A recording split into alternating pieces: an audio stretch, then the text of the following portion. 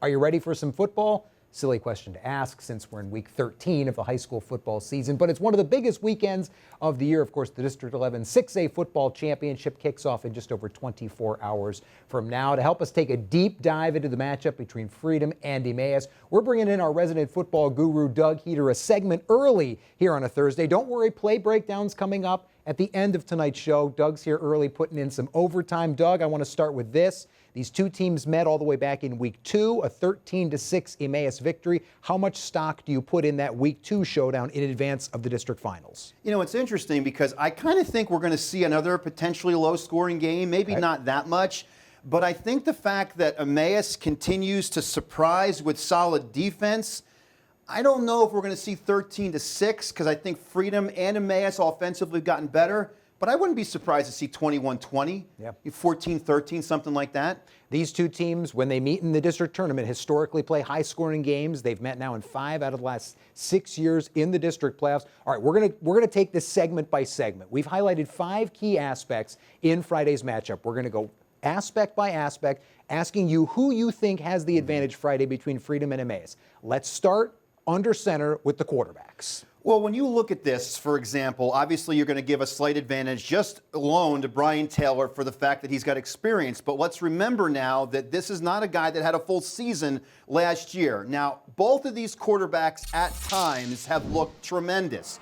Taylor looked great 2 weeks ago against Easton, making great decisions. But last week, throwing the football, he struggled a little bit against Northampton, but he only rushed for 154 yards. We're going to show you that a little bit later, and he's got tremendous weapons to hit as well. Meanwhile, when you look at Josiah Williams, not great vertically down the field last week against a very tough Parkland defense, but weeks earlier, and especially against Nazareth, can hit the deep ball. Both of these guys have the ability to run, but I'd give a slight advantage to Taylor and his ability, I think, just because of experience and his ability to run, plus schematically what they do with him in quarterback run gives them the advantage.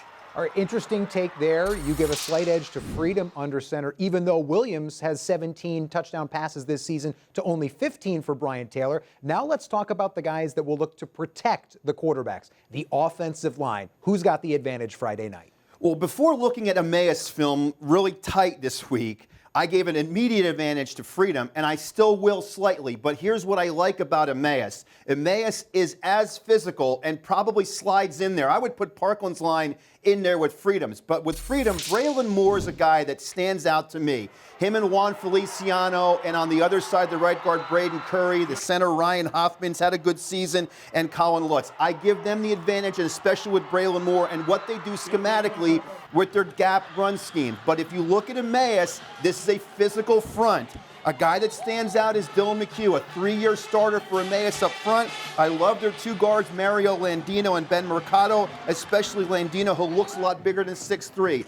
What they are is, I think Freedom with their line has the ability to explode a little bit more with the playmakers, but Emmaus is extremely close with their ability, especially with a guy like Jared Grower, to plod down the field. In the trenches will be huge. Can I give this one a tie, even though I've loved Freedom all year? Classic Doug move. Classic me a move. push on the offensive line. Statistically, the stats would say Freedom has a slight edge. The Patriots averaging 218 rushing yards per game compared to 153 for Emmaus. So Doug hedging a little bit with a push on the offensive line. Let's stay on the offensive side of the ball and talk skill players, the running backs, the wide receivers, the guys that in open field can really give the other team headaches. Who's got the advantage in the offensive skill position, Freedom or Emmaus? Well, this is why I think you would give a slight advantage to Freedom, because of the guys that they have behind them. Now, I still think Deontay Crawford is the best running back in the league. Now, he didn't play last week against Northampton, but he should be ready to go. But what Brian Taylor has with the guys on the perimeter, you know, when you talk about the Neidigs and that, but Emmaus, now this is a play, by the way, don't get too used to this one because we're going to talk about this one later, but Dylan Darbles is one of the guys that Williams can hit. Emmaus has nice, solid offensive weapons. I like Grower in the backfield. I like those guys like that, and I like the fact that they've got Sam Moratori running the football. But they are solid, good, plod their way down the field guys. But Freedom has the explosive players. Neidig, Stefanix, both Johnson brothers. There's Owen making a play. That's a wide receiver. But the fact that they've got Crawford and they've got Fletcher and they've got explosive guys, I would give them an advantage because they have the ability to explode on big plays. And here you got an Emmaus big run against Nazareth. Last week against a solid defense against Parkland, they were plotters. So this one, I would give the advantage to Freedom with the ability to explode on big plays. Owen Johnson, 5 receiving touchdowns this season. Ethan Neidig has 4. You mentioned Crawford, the best back in the league. 22 rushing scores on the year, but the three-headed monster for Emmaus, Jared Groller, Tyleek Jarvis, and Sam Moratori have combined for 19 rushing scores. So they can, as you said, kind of plot it down the field, wear you down with 3 different backs, and don't sleep on Tyson Karat. 4 for 4 as a wide receiver, 4 for 4 passing this season for a $159 and a touchdown. Let's shift over to the defensive side of things and talk the skill players there. Who's got the edge Friday night? Well, as far as individual single player, there's 2 guys that are going to stand out. If you want to watch the line, you watch Braylon Moore. Now, don't forget about Juan Feliciano, but Moore, they move all over.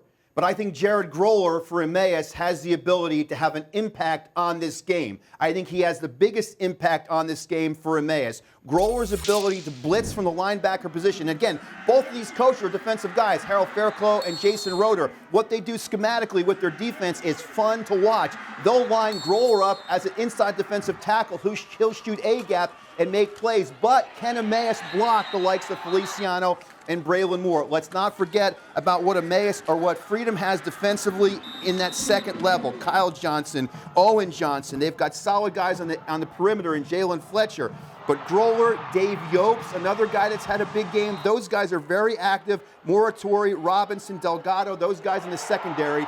I would give the advantage to Freedom in this regard. Groller is a tremendous defensive player and can make an impact. In fact, he almost won the game against Central early on if it hadn't been for a couple of penalties. But I think the challenge of blocking the guys up front, like a Braylon Moore, is going to be an extremely big challenge for this Emmaus offensive line.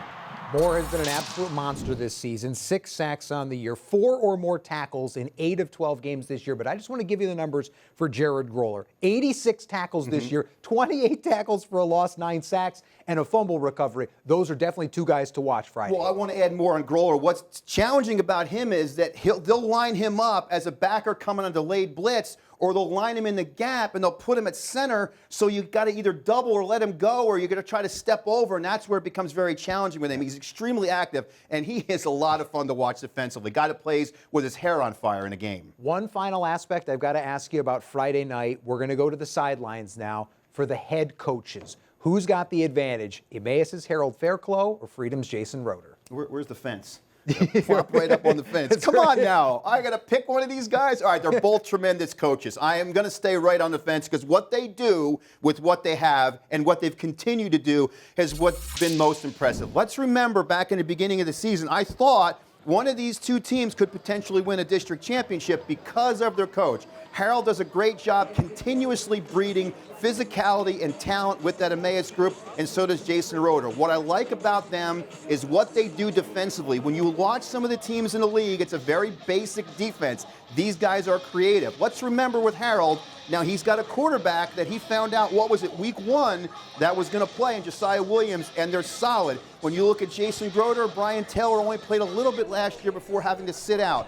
But these guys will have both teams ready. They understand the importance of this one, but you got to love every year knowing when these 2 guys are still around that they have the ability to take their team to a district championship game. And Harold, let's not forget, did win a state championship at Central Catholic. Yeah, that was back in 2010. Doug, we bring you in to give us answers on the football front, and all I got out of that was that this game is basically a coin flip, and the numbers bear that out. Let's take a look at the tail of the tape between these 2 teams going into Friday night. You see the records. They're darn near identical. Points per game, a delta of less than 3. Points allowed per game, well, that edge goes to Emmaus, even though Freedom has a slight edge in points for. Emmaus, we mentioned, more passing touchdowns, but Freedom's done a little bit better on the ground. Both teams averaging better than 300 total yards per game. EPC All-Stars, they each have a dozen, and we know the one district title, that was Freedom back in 2018, and the Patriots winning that against, you guessed it, the Emmaus Green Hornets. That was a 49-17 final back in 2018.